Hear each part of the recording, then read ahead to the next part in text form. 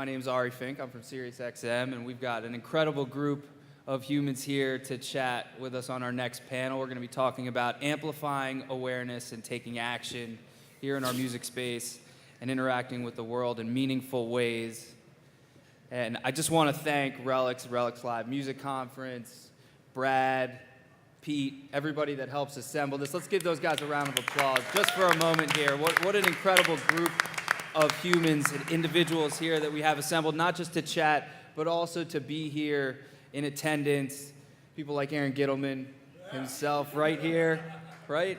It's an incredible community that we've got, and it's all about the people that make up that community. And we've got 5 really, really talented, special people here that I'd like to get to know a little bit more and find out some challenging questions from here over the next hour. So thank you guys for your attendance and for being here. Let's start with Molly from Headcount. Tell me a little bit about how you ended up at Headcount, Molly. Let's just get to know our panelists for a minute. I'm Molly Farrell. I'm the Director of Artist Relations at Headcount. I actually started in live music production with G4D Productions, who's presenting this panel, which is That's great. right. And after working alongside Headcount at Lock-In Music Festival and producing a number of events for them, I became really passionate about the work that they were doing, and the stars aligned. It worked out that this position was opening up, and here I am. It was awesome. Very cool. And your title is Director of Partnerships. Artist Relations. Artist Yep. Relations. Yeah. Okay, great. Next, we've got Tanner Wyatt here from Reverb. Yep, that's right. Pull the mic a little bit closer. There you go. Yeah, I'm Tanner Watt. I work with the organization Reverb. We're a 501c3 nonprofit that focuses on reducing environmental impact at live music events and engaging fans around important causes and kind of capitalizing upon that exciting energy that goes with music. And before Reverb, tell us a little bit about your Before job. Reverb, I worked for a nonprofit organization called the Sustainable Biodiesel Alliance that was founded by Willie Nelson and Daryl Hannah and a woman named Kelly King, who's a pioneer in the alternative fuels market. And before that, I worked for Willie Nelson and his family in a bunch of different roles. That's right, and had a big hand in Farm Aid and learning from that experience. Absolutely, yeah. That certainly was the experience that encouraged me and inspired me to get into nonprofit work and to see how much energy and excitement goes around these artists and how you can funnel that energy and excitement into positive change and doing the things that you believe in, and here we are. Excellent, excellent. Next we have Christina Red Tanner from Activist Management. Yes, Activist is a management company, and the exciting thing that we have going is really we want to help. All of our artists are passionate about making the world a better place, and through their art, it's up to us to help amplify their message. So all of our artists, we work really closely. Day to day, I work a lot with Dead & Company and Bob Weir, and we've been able to really expose the fans to both Headcount and Reverb with Participation Row. But across our roster, each of our artists is passionate about something, and it's our job to really help make sure they can get that word across in the best way. And before Activist, tell us a little bit about what you were doing with Sixth Man. For Activist, I was at a company called Sixth Man, which does basically music festivals at sea. And one of the cool things that came out of that was I met Reverb. They were at the time working with John Mayer, who had a program called Another Kind of Green. So that was probably in 2008 or so. But been with Activists since 2010. Excellent. And Jen Glickman from Canacraft. I head up our corporate social responsibility programs, and for those of you that don't know, Canacraft is one of the largest cannabis manufacturers in the state of California. That's awesome. Oh, yeah. And lastly, that's right. And lastly, Cameron Sears from the Rex Foundation. Yeah, let's see, I was an environmental activist in the early 80s. I'm going to date myself a little bit. And I wrote the Grateful Dead a letter inviting them on a river trip and in an effort to protect a river that runs out of Yosemite National Park. Fortunately, they took me up on the offer. I became friends with them. I think I got one of the first 20 grants that the Rex Foundation ever gave. We protected the river. I was lucky enough to be able to work with them for over 22 years, and I'm now the executive director of the Rex Foundation. It's amazing. And a few twists and turns along the way that got you to the Rex Foundation, right? Well, yes. I mean, I worked, after Jerry died, I managed Mickey and Bobby's solo careers, worked with the Rex Foundation producing concerts through the 80s and 90s and 2000s. I managed Little Feat and produce destination concerts in Jamaica. And we have a giving back program there that's been really fantastic, working with a foundation on the island that gives grants to developing schools and better education opportunities for underprivileged kids on the island. And we've had some good runs. Yeah, without a doubt. All these people have done incredible work in their various communities and globally, on a level that reaches beyond a local community. And one thing that I've learned in speaking with them, interacting with the world around you isn't just about big grand gestures. Cameron, you mentioned that, activism can take part in your local, preschool, engaging with your community any possible way. That's where all of this starts, right? Right. I mean, Rex Foundation was started in response to kind of the myriad of requests that the band had received to do benefits, and they were so overwhelming and so numerous that the band thought, well, maybe a better approach would be to create a foundation where we can do events for the foundation, and then we can have discretion as to how the money gets spent, and we're not having to choose between one specific need and another. And to date, we've given away close to $10 million to over 1,300 organizations. And, yeah, thank you.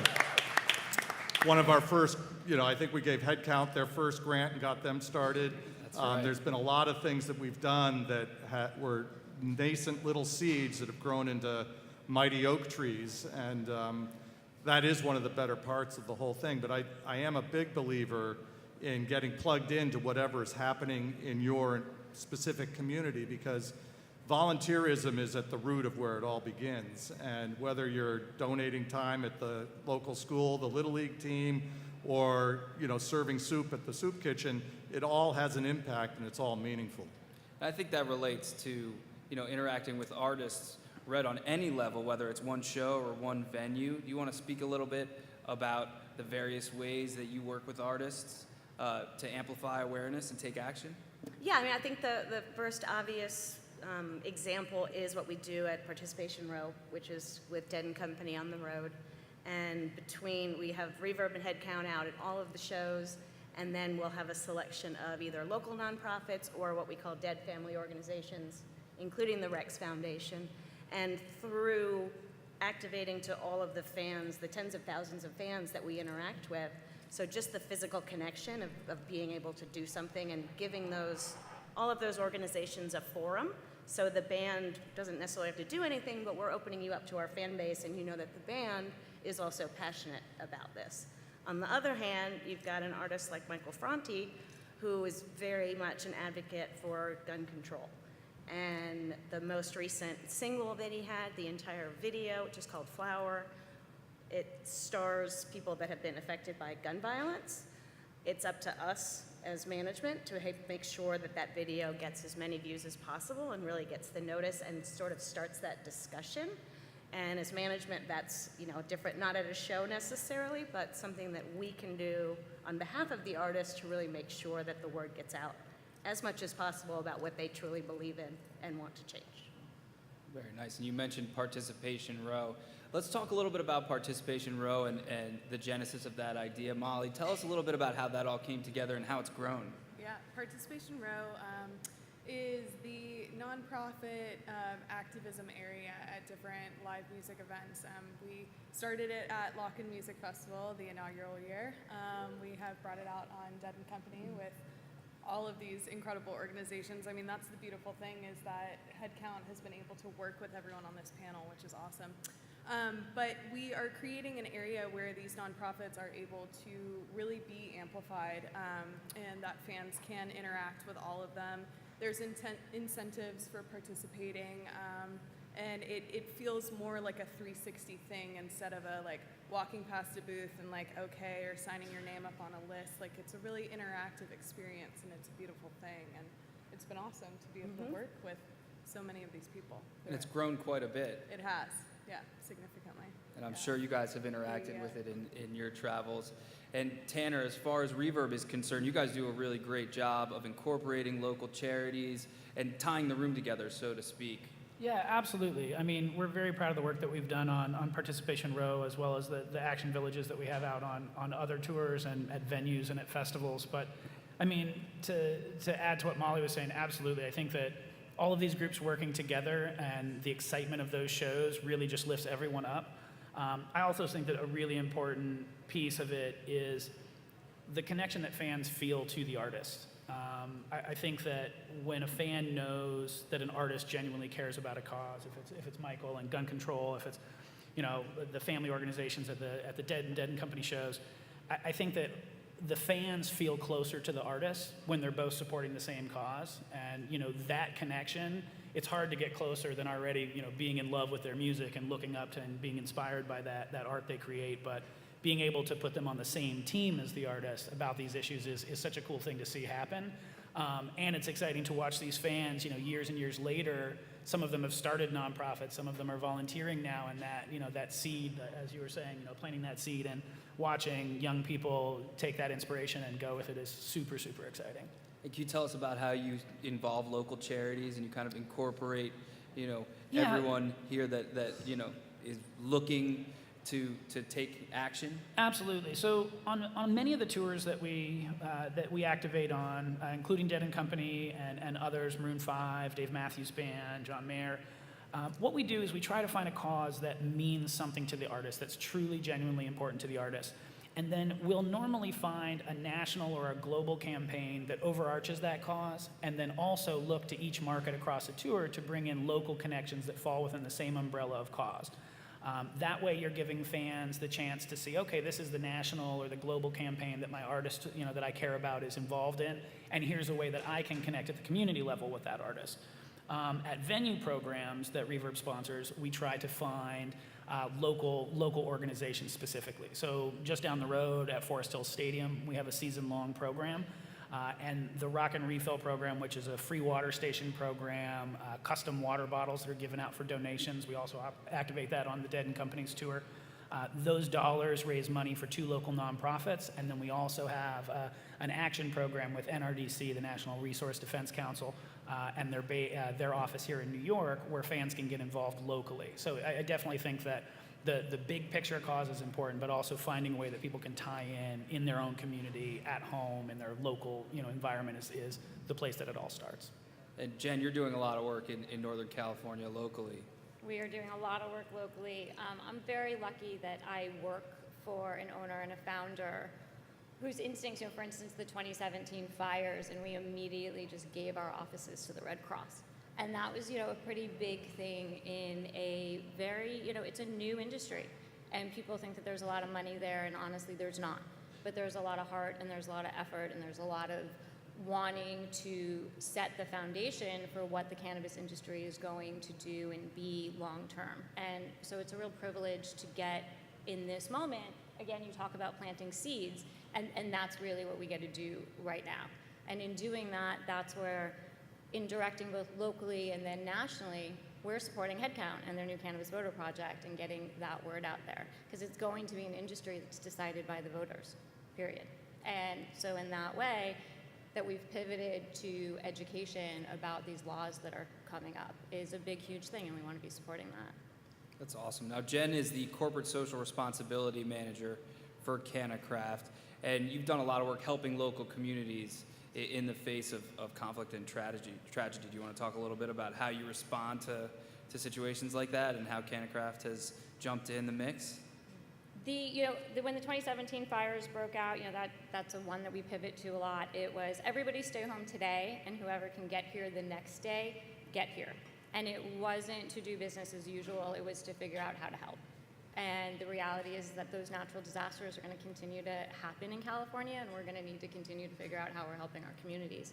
And in that, there were millions and millions of dollars lost. 2017, that fall, was a very pivotal moment in the cannabis industry in California because of going legal. And so in helping that own community kind of get back on its feet and create a home, we are also somebody that, we're a community that helps each other. Whether, we don't want your shelf space unless we win it naturally, as opposed to we want to help each other, make sure that everyone's there while we go through these legal battles as well. But we're also doing a lot of work. There's a senior, program that we're starting that is really a pilot program of helping to get people off opiates, and that's a big, huge drive on a daily basis. And that's something that we also see that crosses over into the music space, and why it's so important that you're not taking those prescription pills, or the life that you're on tour. We've all lost so many people to that, and making sure that these alternative medicines find their way to the people that need them most. How is the field of corporate social responsibility growing, or at least as you see it?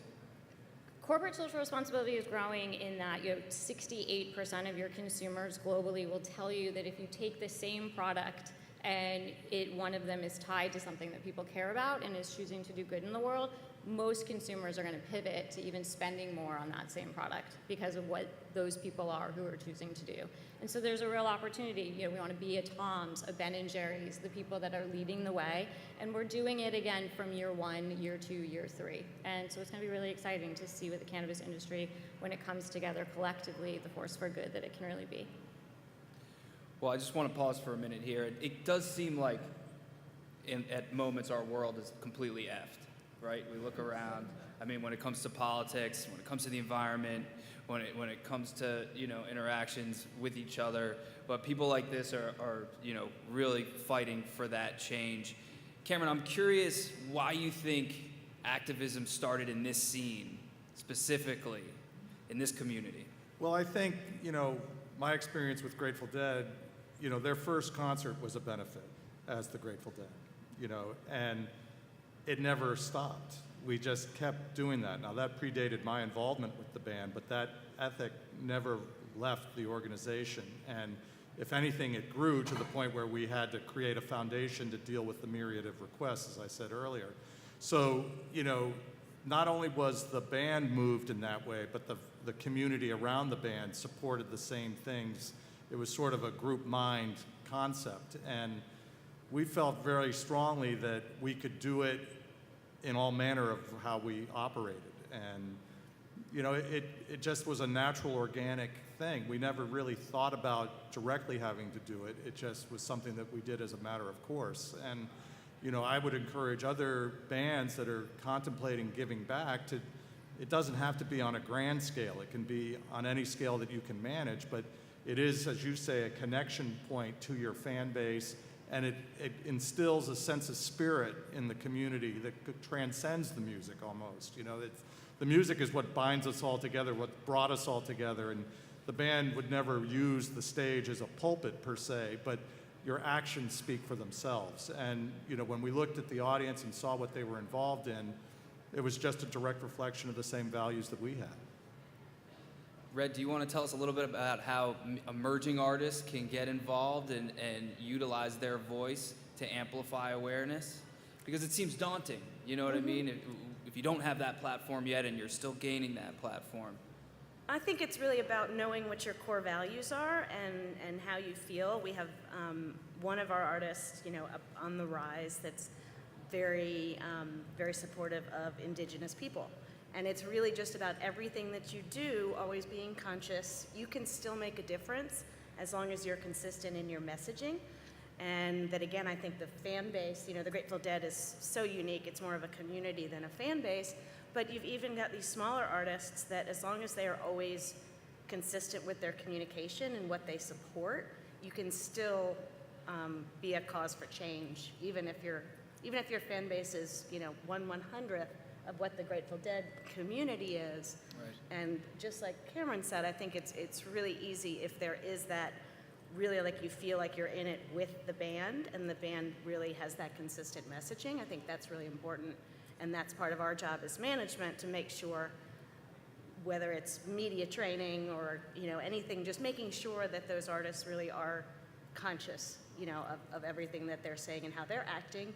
Even you said on a panel I heard earlier this year, and I can't forget it, using this bottle, if you're an artist, that means more than 12 ads that are up on the board. It's leading by example and being consistent with your messaging, and it's us really helping them stay on point. Talk a little bit more about that bottle for a minute, if you don't mind, Tanner. Come on. Don't even get me started. That's what you're here for. I think that it is. I think that, we're surrounded by lots of issues, single-use plastic being a big one. And in this industry, it's something we go through all the time. We see them everywhere. I think that it's simply just tweaking the way that we think about things, I think is really the solution to most things, rather than the little Band-Aids. I'm going to take this throwaway bottle and replace it with a slightly less impactful throwaway bottle, or an even slightly less impactful throwaway bottle. But training people to change the way they think in a little bit in ways that are painless, I think is quite easy. And to go back to what Red said, I think that leading by example is the biggest thing that any artist can do. Whether you're busking or at a club or playing arenas or stadiums, the idea that what you're doing and what you believe in is genuine, that's crucial. I think that consumers, to echo your point, consumers looking at brands that care about things, that are involved in things, consumers and music fans can smell bullshit from a mile away.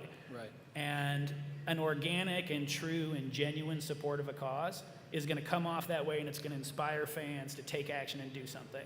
Just like a non-organic, manufactured, something that isn't true to the artist, isn't genuine, fans are going to get it, and it's going to give them the opposite. It's going to leave the opposite taste in their mouth. So I think it's really important to find what those artists truly care about and amplify that message rather than trying to create a message to send them. And when it comes to simple things like single-use plastic and waste, just, kindly say no. Tweak your writer. You can check out Reverb's website. You can check out byobottle.org. There's copy-paste resources for every level of artist that you can do. Hey, when I show up at my show, can you give me a 5-gallon water cooler so me and my crew can fill up our reusable water bottles instead of that case of single-use plastic that's never, ever, ever going away. I think simple steps like that and just tweaking the way you think just a little bit is the start of the solution. And you're interacting with brands in a major way as well. Talk about the partnership that you established with Nalgene for Rock and Refill. Yeah, I work directly with a lot of different brands. We're very careful about the brands that we work with. Luckily, there are lots of great brands that are doing good things and have a environmentally and socially conscious ethos. But finding brands that believe in the same issues and that support the causes you do is a huge, huge thing. 5 years ago, I started a partnership with Nalgene called Rock and Refill with Reverb, where we were able to bring in custom branded Nalgene bottles to events and use those as a means of not only raising dollars for important nonprofit causes, but also giving fans a simple alternative to single-use plastic. Come to a festival, come to a show, spend $15 on a custom Nalgene bottle for that tour or that event, probably the cheapest merch item you're going to get at the show. And you can fill it up at our filtered water stations that we're providing on the tour and at the festival free of charge. So instead of dropping $12 on 2 16-ounce throwaway bottles of water that are end up in the ocean or some river in India, get a cool souvenir, refill it, and none of them even realize that when they go home, we've also planted that seed, and they've now got a reusable water bottle. And so it's simple steps and simple ways that you can say, hey, Nalgene, you make these great reusable bottles. You believe in the same things we do. You want people to see your product. Here's a great way to get it in front of thousands of excited fans with a positive message behind it. And it's just a matter of I was never very good at drawing as a kid, but I had those numbers with dots, and just you draw lines between the dots, you connect the dots, and everything works out, right? That's pretty awesome. That's really, really impressive. Molly, I'm curious if you could tell us a little bit about how you guys are targeting the under 25 demographic at Headcount to amplify awareness and the ways that you're, looking at the younger crowd to engage them. Absolutely. So I'm thinking about what Tanner's saying, and we're working with artists in a way where it's almost like entry-level activism. We're not asking you to change your entire lives, but you have this incredible platform. And particularly as it relates to our voter registration efforts and get out the vote efforts, we have been looking at targeting younger audiences, more diverse audiences. That's something that I was really excited to do as I came on into this role in Headcount. And we have most notably recently been working with Ariana Grande, which has been huge. And we want to create, and her passion, for the idea of just go ahead and get involved. Go ahead and get registered. Or if you're young, you can pledge to register to vote, and you'll receive an email reminder on your 18th birthday from Headcount. It's time to register. Happy birthday. And then if you're already registered, you are signing up for election alerts. They're geo-targeted to your zip code, so you never miss anything that's going on. And we have found that working with key artists is allowing us to tap into younger audiences. Specifically, when we look at this sort of like stan culture that exists online, so many under 25 fans are just obsessed with these artists. And so it really creates a perfect platform for us to be customizing our tools for that artist. So particularly with Ariana Grande, we created this program called Thank You Next Gen. It's a play off one of her songs, and it features all of her colors and fonts and photos, and she's posting about it on social media every single night. It's creating a situation where fans, as Tanner brought up, feel closer to this artist because they're doing something that she is endorsing. And we're about to go out on tour with Billie Eilish, which is really exciting. We're going to do a similar thing with her fans, which is great, very, very young fan base. And we've recently been working with Kali Uchis and Georgia Smith. We've had a lot of success on that tour, which has been great. So it's exciting and scary and interesting to break out into new genres. It's really been thrilling, but we're never gonna lose sight of where we came from, and we love our family and the jam band scene, and it's just creating a variety of options so that we are reaching so many different people, and that the people who are activated by Headcount look like America does. It's incredible. I mean, you think about music activism and how it really was born out of the scene, and then see how it's being taken to these other, disparate pockets of the music industry, and the effect that we're having. I don't know, maybe we're not all effed after all. Perhaps. Yeah. I mean, Tanner, you found some similar success with Shawn Mendes and his audience, right? Yeah, we've been doing some stuff in Europe with Shawn, and we're getting ready to officially announce the U.S. tour and working with him. But yeah, it's very exciting to see artists with a wider reach, with a younger reach, caring about these issues. That's a huge thing. And now, I mean, to your point about us all being effed, I don't know. I always try to look for the silver lining, and I really believe that the things that are happening currently in politics are probably the reason that organizations like Reverb and like Headcount are seeing so many people excited to take action. When somebody lights your house on fire, you get up and get a hose, and Right. that's kind of where we're at right now. And I would also just like to echo that I think that one of the coolest things about working with Headcount is that regardless of what your cause is, whether it's environmental, whether it's social, whatever your issue is, the way that we're going to make steps to fix that is by voting and is by being a part of the system. So it's such a complementary thing to whatever your cause is. And that's why it's so important that they're doing what they're doing to get young people and old people. I mean, we got to find a way to reach folks who don't come out of the home to vote because of their age as well. Getting folks out and being a part of the conversation. And so somebody set the house on fire, and now everybody's getting off the couch, and we're all going to do something and put Go it out find and that hose. build it better than it was before. So Yeah. Thanks, Tanner. And Molly, you guys are doing something really, really cool with under 18s, targeting people who aren't quite ready to vote, Yes. right? Tell us a little bit about Yeah. that. So I mentioned a little bit of it with our Ariana Grande tool, Thank You Next Gen, where folks are pledging to vote, and they are going to receive reminders from Headcount. But something else that we're doing that we launched recently with her, and that we're going to be doing, we've done it with our Cannabis Voter Project, which we work with Canacraft on, is our legislative action piece, where we encourage people to reach out to their legislators. You don't have to be 18 or over to do that. If you are a constituent, if you're 4 years old, you can reach out to your legislators. And so we are having them contact their lawmakers about the things that matter to them most. Right? Because this idea of civic participation, as Tanner brings up, it's for everyone.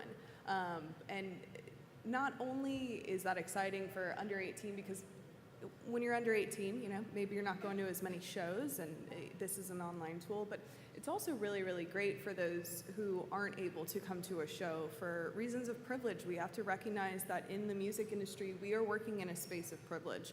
And so as we consider our activism efforts, we have to be inclusive to all people, and maybe those people can't, purchase a ticket right now.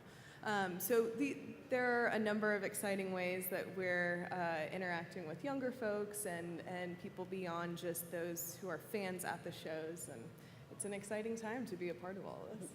It's hopeful. It's giving me hope right here. This is awesome. Jen, why don't you tell us a little bit more about the Cannabis Voter Project? Cannabis Voter Project. Andy showed me a platform in beta last June, and I had come back for the Dead & Co. shows, which, by the way, I was the 14-year-old who found the Rex Foundation in the hallway, so thank you. So, when you think you talk about planting seeds, here we are. And The before seed that, theme seems to have struck a it's chord, struck. especially with the cannabis community. I But- like and- that. Right.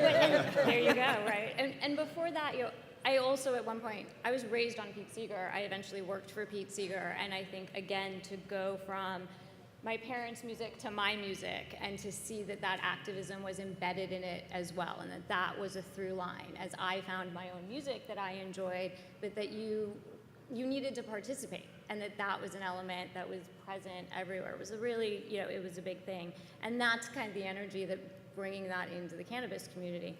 But cannabis right now touches on so many different social issues, as you were saying, which is, it is an access to plant-based medicine. It is social justice issues. It is who are we being in terms of sustainability? Are we being a good neighbor? All of those things that are truly important. There's a war on drugs, and we now need to get people out of jail. So it's not just for me to be taking my medicine. And in that way, again, it's a nonpartisan issue. And partnering with Headcount on making sure that people are aware of the laws, of what's happening state by state, even starting to find if we can get more granular. Where are presidential candidates on the issue? Where are they going to take us? How is legalization what is it going to look like? The issue is not just legalization or decriminalization, it's how. And getting educated and participating in that way, and that Headcount created that type of a platform. It would be ridiculous to not get behind it. And CannaCraft is behind it not just only for us, but as we are in a position right now to help focus that for the entire cannabis community. And the goal is to get as many other cannabis companies, manufacturers, growers, politicians, engaging and using that platform and tool to really educate and help spread the word on what's going on. And yes, right? I mean, here's the thing. I'm 3,000 miles away, and people want to bitch that, you can't get high in this building, right? You can't get high. You got to vote. And that seems flippant, but it's not. Event-driven cannabis events, that's AB 2020. It was a bill that was passed, and it was done because people lobbied for it and voted for it and petitioned and called. And it's going to change your experience as a music consumer. And that, that's the thread there that I think is a really important one to pick up. Something we saw with Cannabis Voter Project was when we were having fans reach out to their legislators. We recently have been partnering with Lettuce on doing Cannabis Voter Project. I'm sure you all are very familiar with Lettuce. And we were encouraging fans to reach out to their legislators to ask them where they stand on cannabis. And that's a very open-ended, nonpartisan question, We're just going to see what the answers are. And it was so exciting to see fans forward their emails that they received back from their lawmakers to us, and to see that. And, for folks who are feeling so disenfranchised right now, this is so empowering. So it's great to have these tools, and we are very grateful to CannaCraft for helping fuel this. And I think that Lettuce is a great example of, they're not the Grateful Dead. They are doing what they can do in their community. Again, something that they've believed in, spoken on and out about for a very long time. And now there's a there that they can help with. And that all of those guys, and it's not the only thing that they're doing, but it's a great way to talk about if you have a small organization, exactly what you're saying about being able to give what you can when you can. And it's really also knowing that you can harness that energy. These musicians go out there and they create energy in this room. And then you go out onto the streets with that energy, and what are you going to do with it? If we just all took a minute and did something positive with it, which is their goal, and that's what they're really reminding you of when you go back there. You're here, do something positive while you're here, while you're waiting for us at set break. When you leave here, pay it forward. Right on.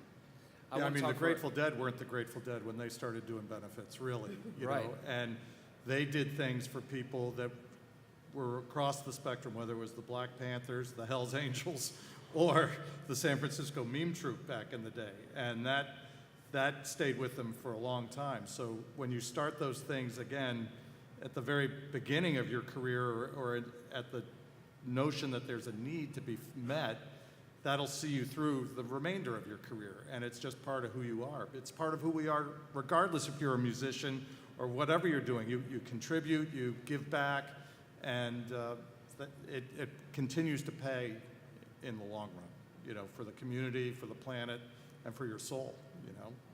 Right on.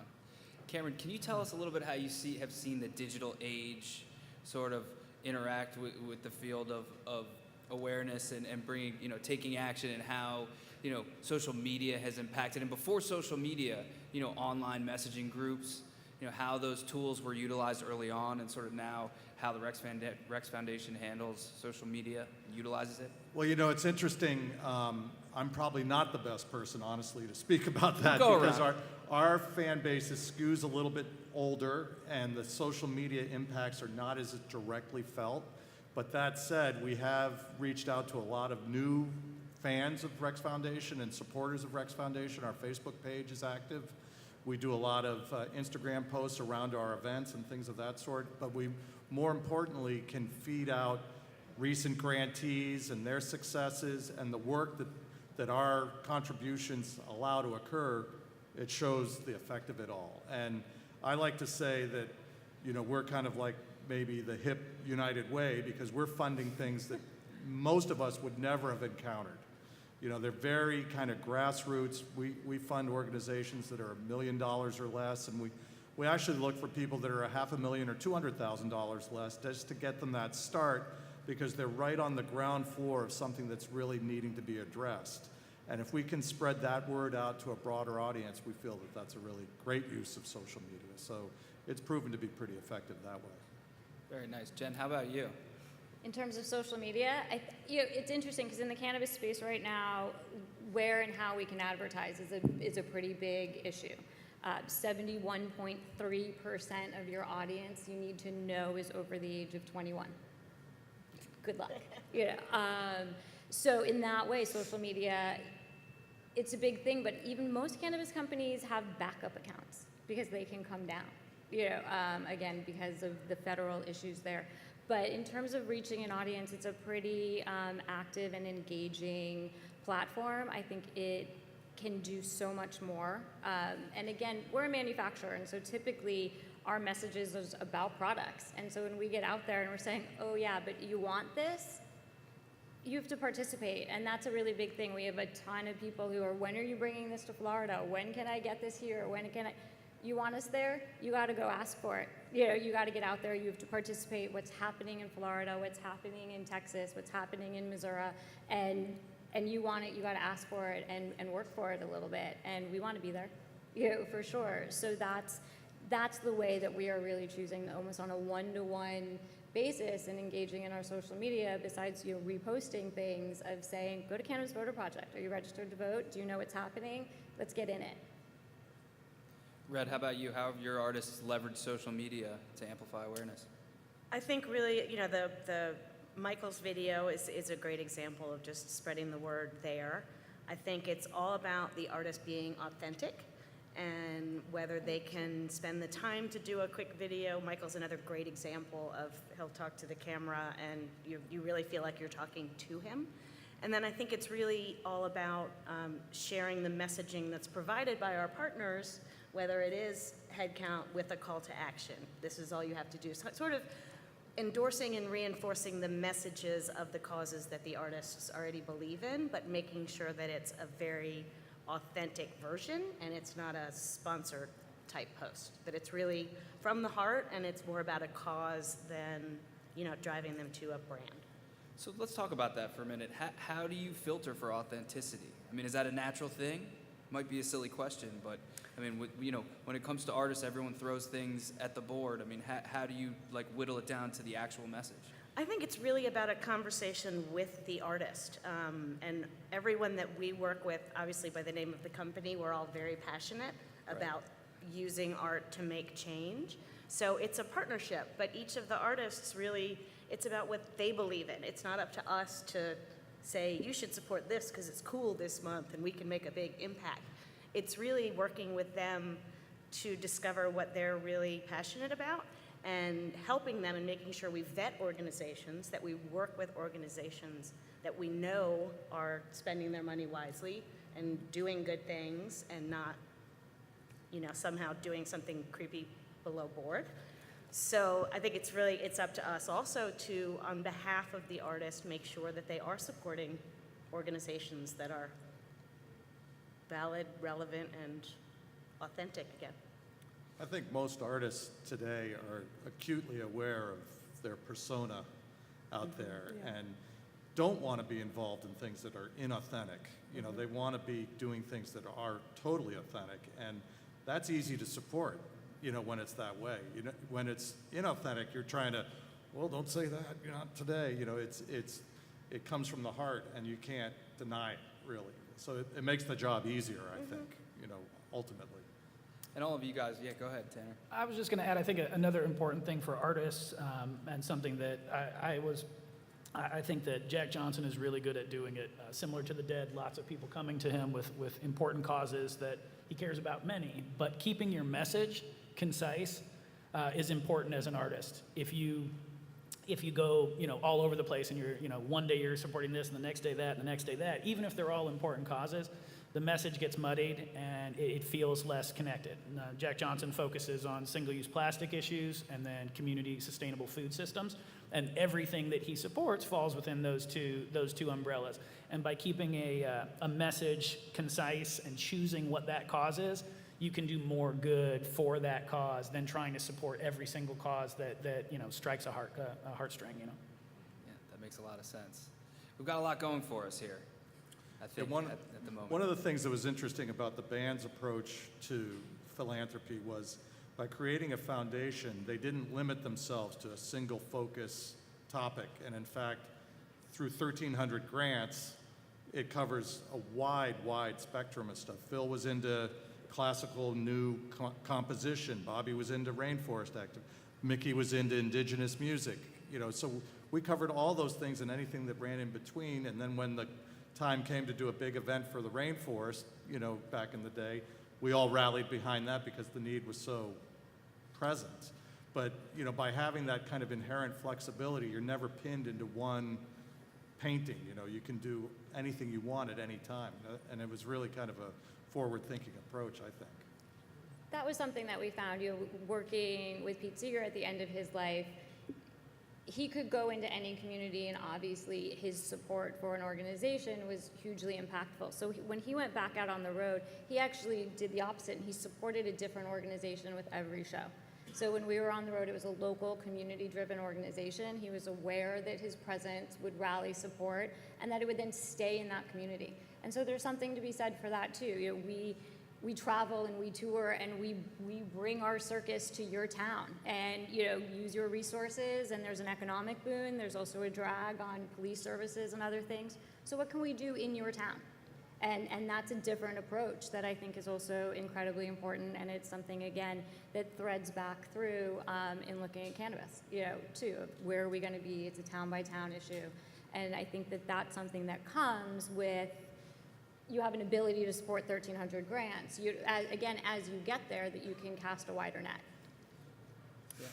Something that our executive director, Andy Bernstein, shared with me recently that I really, really loved and has inspired me the last couple weeks is that something that everyone that on this panel is doing, and that I hope that we can continue to do, is that we're setting the standard for artists that, instead of looking at the 10% of artists that are activists and are getting involved and caring about different issues, that the 90% of the rest of them who haven't done anything are going to step up to this challenge. And we're setting that expectation that if you have a voice and you have a platform, not only should you be sharing your art, but you should be sharing the issues that you care about most and providing tools for your fans to get involved. And that's something that we're really excited to be a part of. Absolutely. Yeah, right on. So real quick before we take questions, and we're going to take some questions here from the audience, I'm curious, what can the music industry as a whole learn from this scene when it comes to activism in the music space? I think what Molly just said is the perfect example. Flip the switch. Make it be what everybody does, and everybody really be passionate about what you're passionate about, and use your forum as an artist, how big or small you are, and really get that message out and be a cause for change. Excellent. Well, I think you can start anywhere at any time. You know, it doesn't have to be overthought or packaged or marketed in any specific way. You can take the first step. You might stumble, you might make a bad grant, something may not work exactly the way you thought, but you keep doing it. It's like everything else in life, you know? So don't be intimidated by the prospect of doing good. That's the worst outcome, right? Right. You know, go for it. It's hard to mess it up. Yeah, you really can't, you know, I mean, it's joyful, you know, it's a feel-good thing. Any step is a good step Yeah. in this direction. Well, I can't thank you guys enough for sharing your insights with all of us. I think it's time to take a few questions from our audience. Let's see here. I think I see a question over here. Hi, my name is David Avery, and you've all been speaking very eloquently about what an artist can do to impact a cause. I was wondering if any of you could feel comfortable speaking about kind of the opposite, how supporting that cause has impacted the career of the artist. You know, have you seen that has, because I'm always thinking about how to market artists. So have you seen that impact artists' careers in terms of, I don't know, audience growth or their brand or how their fans feel about them, having a cause to promote like that? I think maybe politics might be a good example, and I don't have a specific case study, but I think if certain artists are polarizing, whether it be the left or the right, and they're very vocal about it, I think by default you're going to probably lose some fans. But again, I think that's up to you. If that's how you truly feel and that's what you believe in, you know, wave your flag. Yeah, I mean, I think for Dixie Chicks. Grateful Dead in the early days, mid-career, whatever, I mean, we covered a lot of different ground, and that was by design, and it was really kind of a reflection of the community that we operated in. And, you know, was there a direct impact to the career? That was not the objective, and we certainly weren't looking at that in any terms of a metric or anything like that. We were just doing it, and, you know, we got affirmation from our fans that they supported it, you know. Right. Excellent. Good question, David. Right here in the front. It's about as far as I can see, to be honest with you. This has been awesome. Thank you so much. Like, art and activism are just, they go hand in hand. So thank you guys for validating me. Quick question, because you've talked a lot about the artists who come to you, but maybe for you or really anybody on the panel, how do you get artists who are maybe a little reticent, like, you know, the Dixie Chicks, like you mentioned? Like, how do you get them involved to kind of get past that fear of supporting what they're truly passionate about? Yeah, I've found that I do a lot of cold emailing and cold calling to people, and I've found that if you can present something that's like a package to an artist or a manager that has really not ever worked in this space before, and you make it as easy as possible for an artist to say, okay, I'm on board, this is fine, you know, to go as far as like, my artist relations team and I will advance our own tables at venues, which it's not necessarily preferred, but we do it because we want to make this first experience so simple for you and so easy that at the end of it, all you're doing is seeing the incredible impact that you've made by allowing us to be there, by sharing on your social media that we'll be there, perhaps talking about us on stage, all of these things. So I think it goes back to you know, that idea of entry-level activism, allowing someone to dip their toe in the water at first, make it super simple, and then you build on that and you grow from there. And you know, 9 times out of 10, you are building off of it, which is great. I think we're doing the same. Just to add to that a little bit, we're now, again, Cannabis is not a given. You know, I think I work in a little bit of a bubble, but you get out there and it's scary, to be out there and supporting those issues. And it's been really interesting, though, in working with some of the larger talent agencies of people who are just saying, we're here and you can now come find us. If you want to help amplify this message, if you have an artist who wants to participate or is curious, and in doing it that way, and in finding that some of the largest talent agencies in the world have now founded green divisions, right? That's about cannabis and tying their artists to those issues. And again, the social justice side of it, the sustainability side of it, not just the, hey, I'm all about it, I smoke pot and I vote, but it's also the and I care what it's gonna be, and then realizing that they have a bully pulpit and let's help them use it. Yeah, I mean, I think Red made a great point that part of management's job and the agency's job too is to get behind the artist in a myriad of ways. And if you can guide them in a way that represents them in their activism, that's part of the job now. It makes sense and it works in a lot of different ways. So I applaud that when people say that that's a focus for them. That's a great approach, because artists are looking for validation from management that this is a good path to take, and I think we can all recognize that it is. I think there's also certain causes that are easier to get behind than others. Some of them are very important also, but certain environmental causes shouldn't be partisan. Not throwing shit in the ocean shouldn't be something that people get mad at you for saying. Right. But I do think there are very important issues that are politically charged and that people have an issue with, and I think there's a level of support that can be done for causes that aren't going to offend people. I think there's a certain amount of rebranding or a discussion you can have around causes to tell the story to someone to make it make sense to them. If you're trying to talk about clean energy to somebody who is, a country music fan, we've had really good results working with organizations like Solar Ready Vets. It's a great organization that takes ex-combat veterans and teaches them how to be solar installers, giving them a path to a high-paying job and a real career outside of the military. And when you have somebody, a music fan, who considers themselves a patriot and stands behind veterans' issues and this is important to them, and they also believe that climate change is a marketing campaign that was designed by the Chinese, when you put them in front of a combat vet who's now a solar installer who wants to talk to them about clean energy and climate change, you're reframing the conversation in a way that makes sense to a fan. So we really try to be inclusive, and you want that person on your team. You don't want them to feel like an asshole because they don't agree with you. You want to tell them why they should agree with you in a way that makes you feel like you're both on the same page. And so I think that re-illustrating these issues in a way that makes sense to folks is also very important. And then sometimes there's just an issue where it's like, hey, if you don't feel the way I feel about this, then don't come to my fucking show. And I think that that's also, I think that there are issues where people do have to draw that line and make that decision. And I think that that's up to the artist and, if you truly agree with this, if it's truly important to you. So I think there's a lot of different levels, and there's a way for everybody to get involved in a safe way where they're not going to offend anybody, or in a way that might offend some folks, and hey, that's okay too. Nice. I think we have time for one or two more questions here from the audience. That's great. Well said, Tanner. Thank you so much. I'll try to make this quick. My name is Steven. I'm from Athens, Georgia. The Head Count show in Athens was great.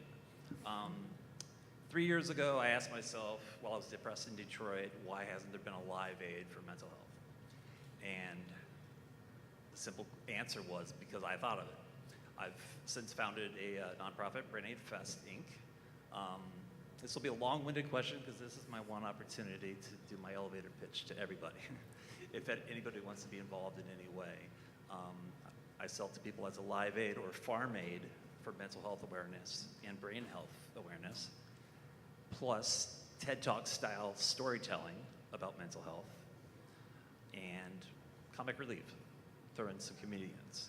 I think the best part about the Head Count show I went to, I'm sure everybody else was like me, whereas each musician, each Jim James sang, each musician spoke about voting. He was seeping in. I've been voting for 30 years, almost 45, 27 years. But it just seeps in. And I know that this is the best idea of my life, and if people just get a positive mental health message over and over, it'll help people. What I've found difficult, I haven't written a grant yet, but is finding the way to really get started. I'm not sure which of you were at the ground up. We've done shows in Athens with 5 people to 50 people, but there's no geographical limitation to it, so any advice on building this and connecting with everyone? Great name.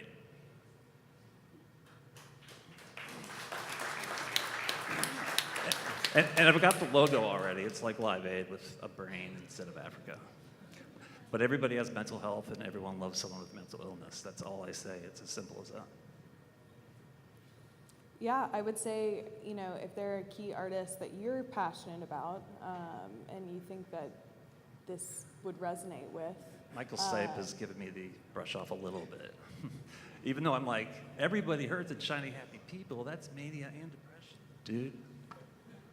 Reaching out to them, their management, sharing your story, sharing your interests, and just seeing what you can build together is great. But I think building a community of volunteers and people who are rallying behind you, which it sounds like you're already doing, is the way you head in this direction, and it's awesome. It's my passion. I would definitely echo that and say that I think that doing something in your community and building support locally on your own first Yeah, we've been going, is we've super been going for important. 2 years. Yeah, I think that if you bring something to an artist or an artist management team that actually has legs and it shows that you've put effort into it, and it's something that's happening and that you want support, Yeah. rather than you want a launch pad to get this great idea out there. Well, I want that too. I want to serve it on a Yeah, it can be- silver it can be platter both. to musicians I trust. But absolutely, yeah. I think that starting local and showing that the model works on a small scale, and then using that sort of as a case study or data to give to somebody and say, hey, I've done this in my community, and with your help and your voice and your microphone, that we could do this exponentially bigger and have exponentially more impact. And maybe not a horrible idea to also bring your idea to more established organizations that might be able to vouch for you, be on your side, and have more access to some of the artists that you're looking for, rather than trying to do it all on your own. Yeah, I'm all about collaboration, and I know that I can't do it on my own. I would say that the thing that you should remember is, from my stuff, is folk music, it started in house concerts before it was Madison Square Garden. It was house concerts and out in the field. And again, the mime troupe benefit came up, and so before Bill Graham and Live Aid and Farm Aid, it was the small community concert that he believed in. He was helping his friend's theater troupe. That's where we are. And so just remembering that when you want to be Pete Seeger, you want to be the Dead, you want to be Bill Graham, start at home. And that's what you're doing, which is great. I think they covered it. I would also just add, introduce yourself to everyone that you can, and every interaction is meaningful. I mean, even though, you want to take a global approach and shoot for the stars, every single step of the way is one step, so focusing on that one step and that next step. What'd you say? Right, exactly. Exactly. Thank you so much for your question. Thank you to all you guys for your questions. Let's hear it for our panelists one more time.